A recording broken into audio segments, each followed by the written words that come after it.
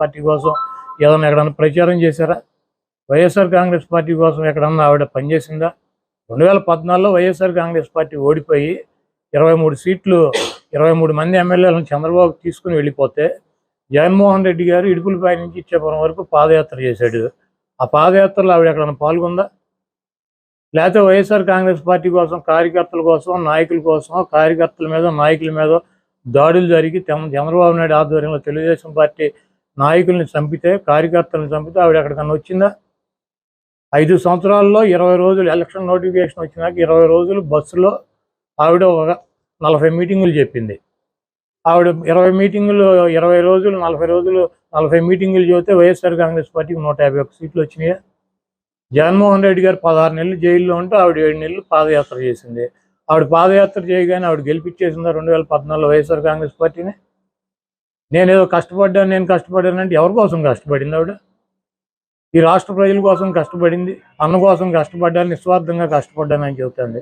నిస్వార్థంగా కష్టపడినప్పుడు ఇప్పుడు ఈ రోజు వచ్చి 4 సంవత్సరాలకే ఇంకా ఎన్నికలు 3 నెలలు ఉందనగా స్టీల్ ప్లాంట్ ప్రైవేటీకరణ చేసేస్తున్నాడు మోడీ.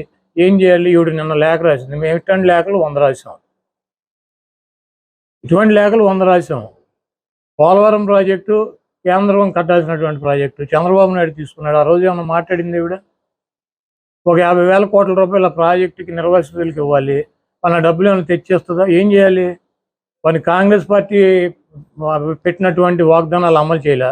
మరి దేశవ్యాప్తంగా కాంగ్రెస్ ఎందుకని రిజైన్ చేయట్లా? కాంగ్రెస్ పార్టీ ఎందుకు పోరాట్లా? మేము పెట్టిన చట్టం ఎందుకు చేయవు మోడీ అని చెప్పి వాళ్ళు ఎందుకు అడగట్లా? వాళ్ళకి బాధ్యత లేదా? అది ప్రతిపక్ష పార్టీ కదా దేశంలో కాంగ్రెస్ పార్టీ. వాళ్ళకేం సంబంధం లేదా కాంగ్రెస్ పార్టీకి ఆంధ్రప్రదేశ్ గురించి? ఈ 10 సంవత్సరాల్లో ఏమన్నా కాంగ్రెస్ పార్టీ పార్లమెంట్లో అడిగింది ఆంధ్రప్రదేశ్ గురించి? మన ఏమైనా ఎంపీలతో రిజైన్ చేయించిందా? మొన్న ఏముంటుంది ఆవిడ ప్రతిపక్ష నాయకుడిగా ఉండగా ఎంపీలతో రిజైన్ చేయించావు, అవిశ్వాస తీర్మానం పెట్టామని చెప్తుంది. ఎవరు పెట్టారు అవిశ్వాస తీర్మానం? ఎంపీలతో ఎవరు రిజైన్ చేయించారు? చంద్రబాబు నాయుడు గారి పార్ట్నరు దత్తపుత్రుడు పవన్ కళ్యాణ్ ఆ రోజు జగన్మోహన్ రెడ్డి నీకు దమ్ముంటే అవిశ్వాస తీర్మానం పెట్టు, నేను ఢిల్లీ వెళ్ళి డిఎంకేతో మాట్లాడతాను, అట్లాగే కర్ణాటక వెళ్ళి దేవగౌడ్ గారితో మాట్లాడతాను, పశ్చిమ బెంగాల్ వెళ్ళి మమతా బెనర్జీ గారితో మాట్లాడతాను, యూపీ వెళ్ళి వాళ్ళతో మాట్లాడతాను, బీహార్ వెళ్ళి వీళ్ళతో మాట్లాడతాను ఆయన చెప్పాడు. నువ్వైతే మాట్లాడి మేము అవిశ్వాస తీర్మానం పెడతానని పెట్టాం. పెడితే చంద్రబాబు నాయుడు వచ్చి నేనే పెడతానని చెప్పి ఆయన పెట్టాడు.